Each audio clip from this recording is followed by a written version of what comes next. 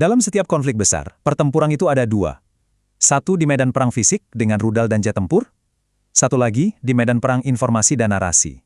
Nah, pertanyaannya, mana yang lebih menentukan kemenangan? Hari ini, kita akan mengupas tuntas perang cerita di balik konflik Iran.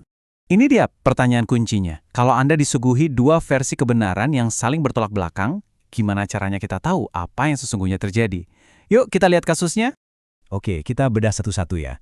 Di satu sisi, kita punya narasi dari Amerika, sebuah kemenangan telak yang katanya berhasil melumpuhkan lawan. Nah, di sisi lain, cerita versi Iran, sebuah perlawanan heroik yang nggak ada matinya. Peristiwanya sama, tapi realitas yang disajikan benar-benar nggak bisa nyambung. Yuk kita mulai dulu dari narasi pertama, laporan dari Amerika Serikat. Mereka menamakan operasi mereka Epic Fury, yang artinya kemarahan epik. Dan klaim yang mereka sampaikan, wah, benar-benar sesuai namanya.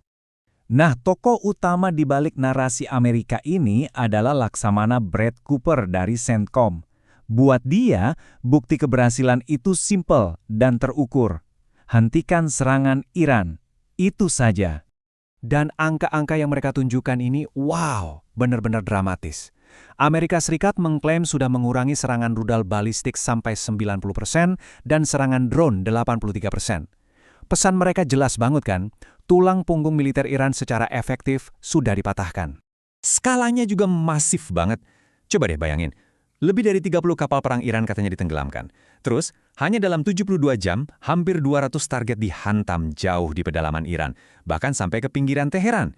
Dan serangan ini bukan cuma soal jumlah ya, tapi juga soal kecanggihannya. Mereka pakai pesawat pengebom siluman B-2 dan bom penghancur bunker. Ini nunjukin kalau serangan udara mereka itu sangat canggih dan terus-menerus, menargetkan aset-aset Iran yang paling dilindungi. Tapi tujuan akhir mereka ternyata lebih jauh dari itu. Menurut CENTCOM, ini bukan cuma soal menghancurkan rudal yang ada sekarang, tapi juga menghancurkan pabrik-pabriknya. Intinya, mereka mau memastikan Iran nggak akan pernah bisa membangun kembali kekuatan militernya. Oke, sekarang kita putar balik 180 derajat. Kita lihat cerita dari sisi Iran, yang melukiskan gambaran yang beda banget. Operasi mereka Janji Sejati 4 adalah sebuah narasi tentang perlawanan, serangan balasan, dan penolakan untuk menyerah. Jadi, sementara Amerika bilang serangan udah menurun drastis, Iran justru bilang sebaliknya.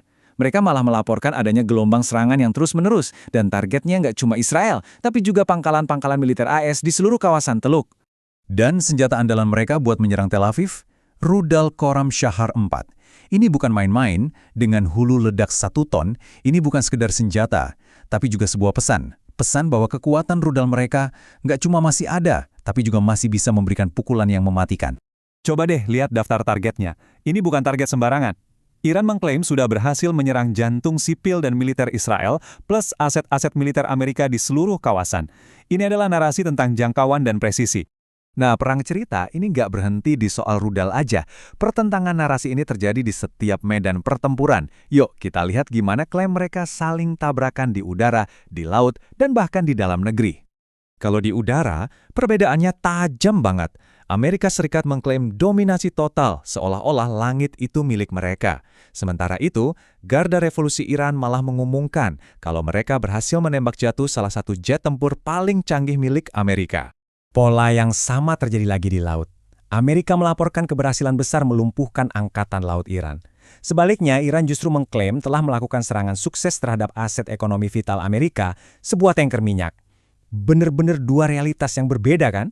Dan perang ini juga terjadi di medan yang tak terlihat, di dalam perbatasan Iran sendiri. Iran mengklaim telah memenangkan pertempuran intelijen, menggagalkan plot asing untuk memecah belah negara dari dalam. Ini adalah bagian penting dari narasi pertahanan nasional mereka. Oke, jadi setelah kita melihat kedua sisinya, mari kita coba satukan kembali. Kita punya satu konflik, tapi disajikan melalui dua narasi yang sama sekali nggak bisa didamaikan. Kalau kita jajarkan begini, perbedaannya kelihatan jelas banget. Baik itu dalam perang rudal, udara, maupun laut, ceritanya selalu sama. Satu pihak mengklaim kemenangan mutlak, sementara pihak lainnya melaporkan serangan balasan yang sukses. Inilah inti dari perang dua narasi ini. Nah, ini semua membawa kita kembali ke pertanyaan awal tadi. Di era konflik modern, di mana medan perangnya adalah layar gadget kita, mana senjata yang lebih kuat, kebenaran di lapangan yang seringkali buram, atau narasi kuat yang disebarkan ke seluruh dunia? Pertanyaannya sekarang bukan lagi cuma siapa yang menang, tapi juga cerita siapa yang akan dipercaya. Itu adalah sesuatu untuk kita renungkan bersama.